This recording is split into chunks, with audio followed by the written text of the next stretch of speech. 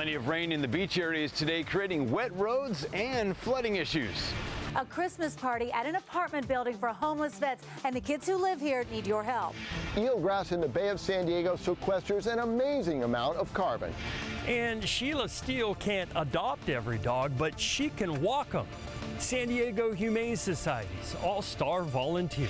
Plus, NASA's Orion capsule now on its way to San Diego, and scientists have their sights set on a new mission. CBS 8 News Live at 6 starts now.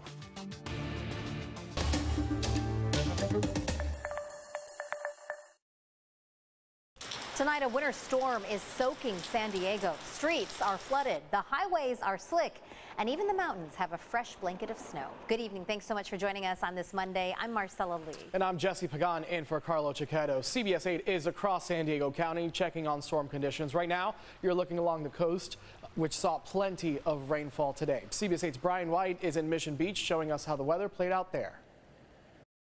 I'm here in South Mission where it rained all morning, creating the wet roadways you see behind me here and plenty of flooding issues. It was intense at times. A lot of rain, a lot of wind. Rainy and windy conditions at the coast today, off and on throughout the morning. The palm tree swaying, it was really windy. Oh yeah, it was pouring. Rain-soaked roadways like here on Mission Boulevard caused some flooding and made driving difficult for some. The roads were wet, flooding with water. It was a little bit hard to drive, I think. A little bit slippery. Water flowing and gushing into storm drains as rain continued to fall. This Instagram video taken by a worker at Lazy Eye Coffee Shop shows flooding in South Mission as this storm drain backed up. Storm drain fills up with leaves every time it rains way too hard, and it just starts flooding all around here. Businesses here along the 2800 block of Mission Boulevard are used to this and have sandbags lining their doorways. He'll come up to the doors of the two businesses right here and then up to the step right here. So when it's happening, you'll see the guy across the street out there pushing water around, the guy next door pushing water around. It's a community effort. This parking lot at Sunset Cove next to Mission Bay was completely flooded out with city crews putting up this sign to warn drivers. Around noon, the sun came out and so did people strolling the boardwalk and watching the big waves in blustery conditions. And for two vacationers from New York, this rainy weather is a walk in the park. Yeah. To you guys, this ain't nothing. No. No, we're out here. I'm in my shorts. It's all good. In Mission Beach, Brian White, CBS 8. Right now, there is still a nice snowfall happening right now in our local mountains. Signs on Sunrise Highway are reminding drivers that they must wear chains. That's important. Snow has been falling on Mount Laguna throughout the day. It also snowed as low as 3,000 feet, meaning Pine Valley got a nice dusting. We saw a lot of families out there getting outside and enjoying this winter storm. I mean, it's great. Our daughter got out of school right around 11:12, so we were able just to jet up here. The little one took a nap in the car, and it was just perfect. I mean, where else can you get the beach and the snow within an hour? Snow and icy roads did force several school districts to close today. If you are planning to head up there this week, there is construction on Interstate 8 eastbound, so prepare for some delays. Now, we've known the storm has been heading our way for quite a while now, and now we need to know when it's leaving. Yes, meteorologist Sean Stiles been tracking the storm from the beginning. Sean, what are we looking at now? Yeah, Jesse, Marcella, you know, us Southern Californians will take it and then, hey, give us that sunshine.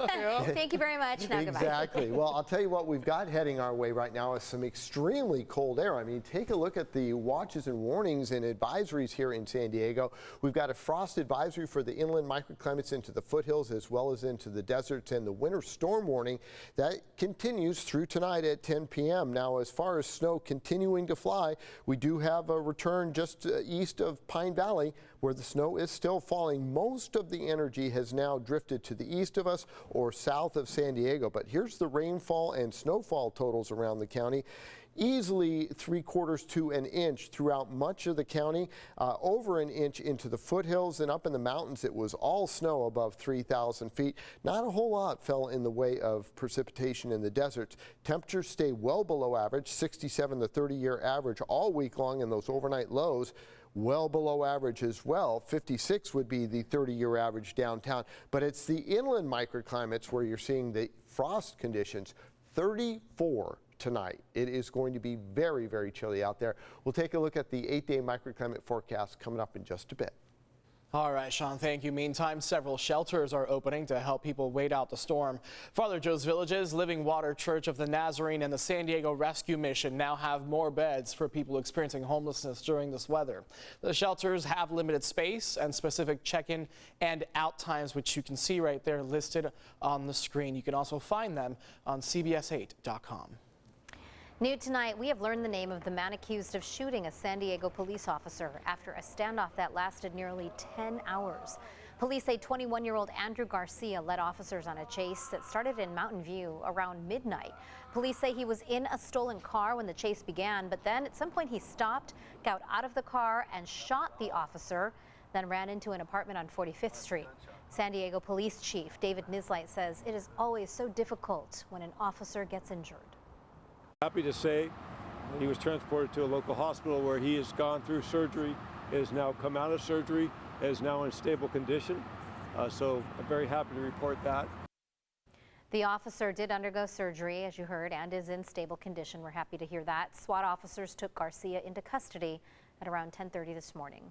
A court has ruled the man accused of murdering a well-known veterinarian in Rolando is mentally competent to stand trial. Prosecutors say 88-year-old Dr. Clark Kelly was murdered in June during a burglary at his office. CBS 8's David Goffredson was in court today for the defendant's mental competency hearing. I will make a finding that the defendant is currently mentally competent. Monday's competency hearing marked the first time we have seen Patrick O'Brien's face in court.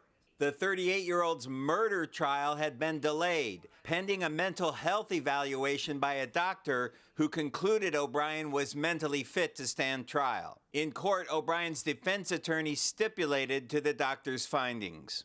He finds present competency, and after my own investigation, I'm prepared to stick to his qualifications and submit on the question of competency. Prosecutors say O'Brien murdered veterinarian Dr. Clark Kelly inside his office on El Cajon Boulevard on June 15th, allegedly during the course of a burglary. The 88-year-old suffered trauma to his head and died in the hospital. The longtime animal caregiver was loved by his customers and the community. I know that Karen, his daughter, is also a veterinarian, and they're just a very loving family. And they care about their patients, fur animals and humans. In August, O'Brien spoke to CBS 8 on the phone from Central Jail. I'm a very kind person. I've never been in trouble. I've never had any violent history, any violent crime in my life. The accused murderer admitted he rang the doorbell at the doctor's office looking for an apartment, but he claimed he was turned away and had nothing to do with Dr. Kelly's death. I knocked on the door and I remember hearing scuffling, like shuffling on the inside. So I thought maybe this is the manager. No one answered, so I started ringing the door again, the bell again. Ding, ding, ding, ding. And then from a distance I heard, hey, you got to get out of here. You're not welcome here. I'm like, okay, well, that was rude. So I just turned and walked away back towards the gate. O'Brien's criminal case will now move forward. He will be back in court in January with his preliminary hearing now set for February 8th. At the downtown courthouse, David Goffredson, CBS 8. Thanks, David. A new report from the FBI breaks down hate crime statistics for the past year. They received reports of more than 7,000 hate crimes in 2021. That's down by about 1,000 from 2020. However, that number is still likely to be higher because about 1/3 of law enforcement agencies do not report data. Of those hate crimes reported, 62% of people were targeted because of their race or ethnicity. 16% of hate crimes focused on sexual orientation, while 14% focused on religion. University of California academic staff are back at work following a new labor agreement. The 5-year agreement ratified on Friday gives pay hikes of up to 29%, more family leave, childcare subsidies, and strengthens job security. This applies to about 12,000 postdoctoral employees and academic researchers who started striking a month ago. Thousands of graduate students still are on strike. Still ahead, the San Diego Bay is working toward fresher air, one blade of eelgrass at a time. And after more than 30 years, a step toward justice for the people killed on a doomed Pan Am flight. And with the holiday season comes holiday scammers. Our Verified team breaks down what you should be looking out for when working down your Christmas list.